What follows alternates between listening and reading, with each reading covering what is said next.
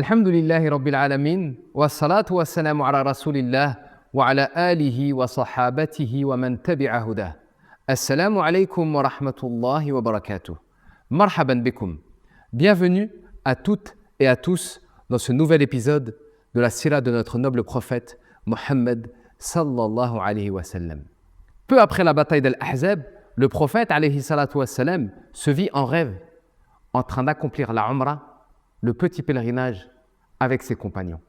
Allah Azza wa Jal fait référence à ce rêve dans un verset de la sourate Al-Fath, dans lequel il nous dit, subhanahu wa ta'ala, لَقَدْ صَدَقَ اللَّهُ رَسُولَهُ الرُّؤْيَا بِالْحَقِّ لَتَدْخُلُنَّ الْمَسْجِدَ الْحَرَامَ إِنْ شَاءَ اللَّهُ آمِنِينَ مُحَلِّقِينَ رُؤُوسَكُمْ وَمُقَصِّرِينَ لَا تَخَافُونَ. Allah Azza wa Jal a certes été véridique dans la vision qu'il accorda à son prophète. Certes, vous rentrerez dans la maison sacrée en toute sécurité. Le prophète alayhi salatu wa salam voulut concrétiser ce rêve. Il invita ainsi ses compagnons à se préparer pour sortir en direction de la Mecque afin d'y accomplir les rites de la Umrah, le petit pèlerinage. Les compagnons furent tout heureux de pouvoir retrouver la maison sacrée plusieurs années après avoir émigré. Au total, 1500 compagnons l'accompagnèrent durant ce voyage. Ils sortirent au cours de l'an 6 de l'Hégire. Arrivés en un lieu appelé Al-Hudaybiyah, situé à une trentaine de kilomètres de la Mecque, le prophète alayhi salatu wa salam décida d'envoyer Uthman auprès des Quraysh afin de négocier. Afin que Uthman les informe qu'il n'était venu que pour accomplir les rites de la Umrah. Uthman fut retenu par les Quraysh durant plusieurs jours et une rumeur autour de son meurtre se propagea jusqu'à arriver aux oreilles du prophète alayhi salatu wassalam. Immédiatement, il invita ses compagnons à renouveler leur pacte d'allégeance avant d'aller combattre les Quraysh pour venger Uthman. Ce pacte se tint sous un arbre. Les compagnons se présentèrent tour à tour au prophète alayhi salatu wassalam pour lui prêter allégeance en lui serrant la main. Le prophète alayhi salatu wassalam prit ensuite sa main gauche avec sa main droite et dit « Hâvihi li Uthman » ceci est pour le pacte d'allégeance de Uthman.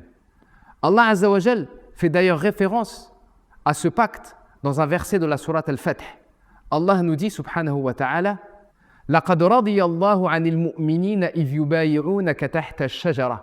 Certes, Allah Azza wa Jal a agréé les croyants lorsqu'ils te prêtèrent allégeance sous l'arbre. Peu de temps après, Uthman radiyallahu anhu les rejoignit enfin. Et le prophète alayhi salatu wassalam comprit qu'il ne s'agissait là que d'une rumeur. Les Quraysh envoyèrent différents émissaires afin de négocier avec le prophète. Au terme de ces négociations, les musulmans et les polythéistes de Quraysh se mirent d'accord sur un pacte. C'est alors que fut conclu le célèbre pacte d'Al-Hudaybiyah entre les polythéistes et les musulmans, qui prévoyait différents points. Premièrement, une trêve militaire de 10 ans. Deuxièmement, le retour des musulmans à Médine, avec l'autorisation de pouvoir accomplir la Umrah l'année suivante. Troisièmement, tout polythéiste mécois qui rejoignait les musulmans à Médine devait être renvoyé immédiatement à la Mecque, alors que tout musulman rejoignant les Mécois n'avait pas à être renvoyé. Le prophète alayhi salatu wassalam accepta de conclure ce pacte, malgré qu'en apparence, il paraissait désavantageux pour les musulmans. Ce pacte fut difficile à accepter pour certains compagnons, notamment pour Omar radiyallahu anhu, qui vint se plaindre au prophète alayhi salatu wassalam. Le prophète alayhi salatu wassalam le rassura et lui dit « Inni abdullah wa rasuluh, wa lastu a'sih, wa lan yudayya'ni » Je suis certes le serviteur d'Allah et son messager, et je ne lui désobéis pas. Et certes, il ne m'abandonnera pas. Il fut d'autant plus difficile à accepter que durant les négociations, le célèbre compagnon Abu Jandal, qui était retenu et torturé à la Mecque, parvint à s'échapper et à se présenter aux musulmans. Mais ce dernier dut être renvoyé à la Mecque en application de ce pacte. Sur le chemin du retour en direction de Médine, Allah Azza wa Jal révéla les premiers versets de Sourate Al-Fath, dans lesquels il annonça aux musulmans que contrairement aux apparences, ce pacte était une victoire éclatante. Allah Azza wa Jal nous dit dans le début de Surat Al-Fath, « Inna fatahna laka fatham mubina » Ô Muhammad, nous t'avons accordé une victoire éclatante. En effet, ce pacte qui en apparence semblait désavantageux pour les musulmans ouvrit de nouvelles perspectives.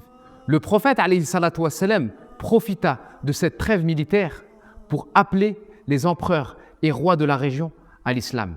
Il désigna un certain nombre de compagnons afin de porter des lettres aux différents rois.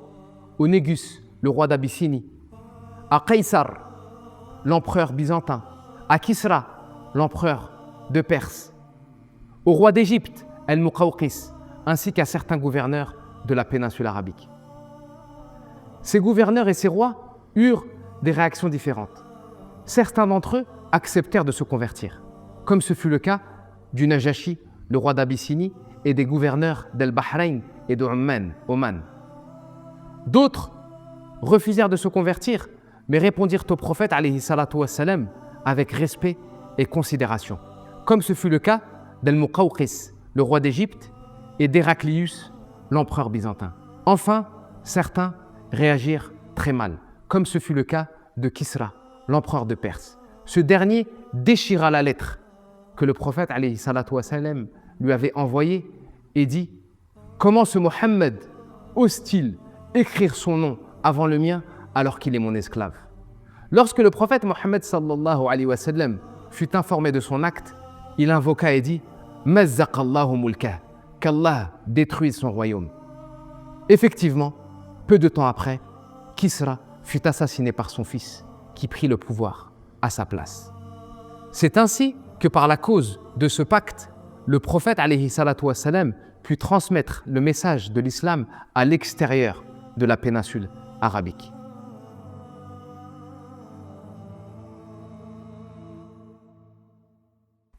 Dans cet épisode, nous avons pu découvrir qu'une difficulté en apparence peut en réalité renfermer un grand bien. Allah Azza wa Jal nous dit dans le Coran « وَعَسَىٰ أَن تَكْرَهُوا شَيْئًا وَهُوَ خَيْرٌ لَكُمْ وَعَسَىٰ أَن تُحِبُّوا شَيْئًا وَهُوَ شَرٌّ لَكُمْ وَاللَّهُ يَعْلَمُ وَأَنْتُمْ لَا تَعْلَمُونَ » Il se peut que vous détestiez une chose alors qu'elle est un bien pour vous. Et il se peut que vous aimiez une chose alors qu'elle est un mal pour vous. Allah sait alors que vous ne savez pas. Donc à nous de placer notre confiance en Allah, car il se peut que l'on ne saisisse pas la sagesse d'un ordre divin.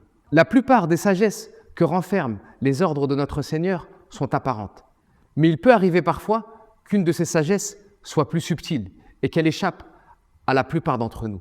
Dans ce cas, nous nous devons de placer notre confiance en notre Seigneur et nous soumettre, car Allah Azza wa Jal est le sage et le savant, dont le savoir et la sagesse sont illimités, alors que nos raisons de créature, elles, sont limitées. Qu'Allah Azza wa Jal nous accorde la pleine confiance en lui et nous préserve. Barakallahu fikum, wassalamu alaikum wa rahmatullahi wa barakatuh.